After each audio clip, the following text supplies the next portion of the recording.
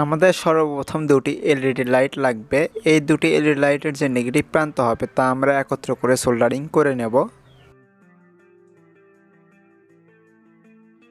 এরপর আমরা একটি IN4007 ডায়োড নেব এবং ডায়োডের কালো প্রান্তটি আমরা লাল এলইডি লাইটের পজিটিভ প্রান্ত এবং ডায়োডের সাদা প্রান্তটি আমরা সবুজ এলইডি লাইটের পজিটিভ প্রান্তের সাথে সোল্ডারিং করে নেব।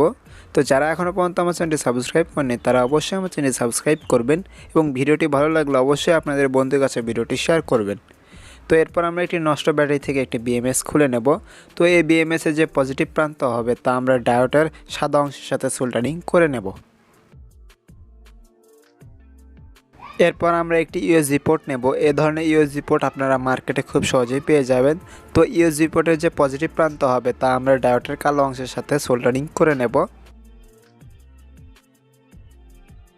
এরপর একটি 1 কিলো ওহম রেজিস্টর নেব এবং এটির একটি প্রান্ত আমরা চার্জিং পোর্টের নেগেটিভ প্রান্তের সাথে সোল্ডারিং করে নেব এবং অপর প্রান্ত আমরা এলইডি লাইটের নেগেটিভ প্রান্তের সাথে সোল্ডারিং করে নেব। এরপর আমরা চার্জিং পোর্টের নেগেটিভ প্রান্ত এবং ব্যাটারি BMS-এর নেগেটিভ প্রান্ত একত্র করে সোল্ডারিং করে নেব। তো যারা এখনও পর্যন্ত আমার চ্যানেলটি সাবস্ক্রাইব করেনি তারা অবশ্যই আমার চ্যানেলটি সাবস্ক্রাইব করবেন এবং ভিডিওটি ভালো লাগলে অবশ্যই আপনাদের বন্ধুদের কাছে ভিডিওটি শেয়ার করবেন এবং আপনারা কোন জেলা থেকে দেখছেন নিচে কমেন্ট বক্সে কমেন্ট করবেন। তো সকল প্রকার সোল্ডারিং হয়ে গেলে আমরা একবার চার্জিং মডিউলটি ভালোভাবে দেখে নেব। তো আমার মডিউলটি ঠিকঠাকভাবেই সোল্ডারিং হয়েছে। এরপর দুটি তার নেব এবং B+ এবং B- তারগুলো সোল্ডারিং করে নেব। আপনাদের যদি কোথাও বুঝতে অসুবিধা হয় বা আপনাদের কাছে যদি কোনো প্রশ্ন থাকলে তা নিচে কমেন্ট বক্সে কমেন্ট করবেন, আমি উত্তর দেওয়ার চেষ্টা করব। আমাদের চার্জিং মডিউলটি তৈরি হয়েছে। তো এই চার্জিং মডিউলটি আপনারা TP4056 চার্জিং মডিউলের বদলে ব্যবহার করতে পারবেন। তো TP4056 চার্জিং মডিউলের যে সুবিধা রয়েছে তো আমাদের এই চার্জিং মডিউলে একই সুবিধা রয়েছে। তো চলুন এটি পরীক্ষা করা যাক। তো সেজন্য আমরা 5 ভোল্টের চার্জার নেব।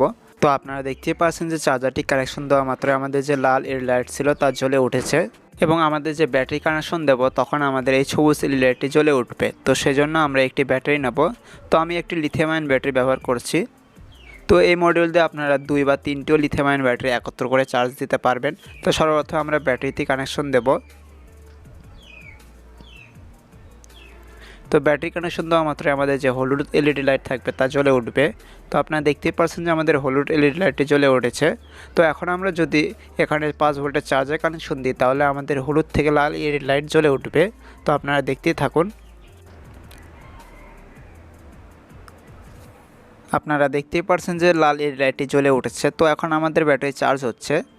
তো চলুন এই ব্যাটারিটি মাল্টিমিটার দিয়ে মাপা যাক যে আমাদের ব্যাটারি চার্জ হচ্ছে কিনা।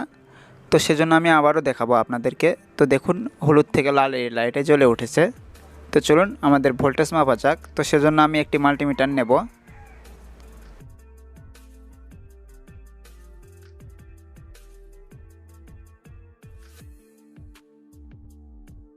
তো যারা এখনও পর্যন্ত আমার চ্যানেলটি সাবস্ক্রাইব করেনি তারা অবশ্যই আমার চ্যানেলটি সাবস্ক্রাইব করবেন। ভিডিওটি ভালো লাগলে অবশ্যই ভিডিওটি একটি লাইক করবেন, আপনাদের বন্ধুদের কাছে ভিডিওটি শেয়ার করবেন এবং আপনারা কোন জেলা বা কোন উপজেলা থেকে দেখছেন তার নিচে কমেন্ট বক্সে কমেন্ট করবেন।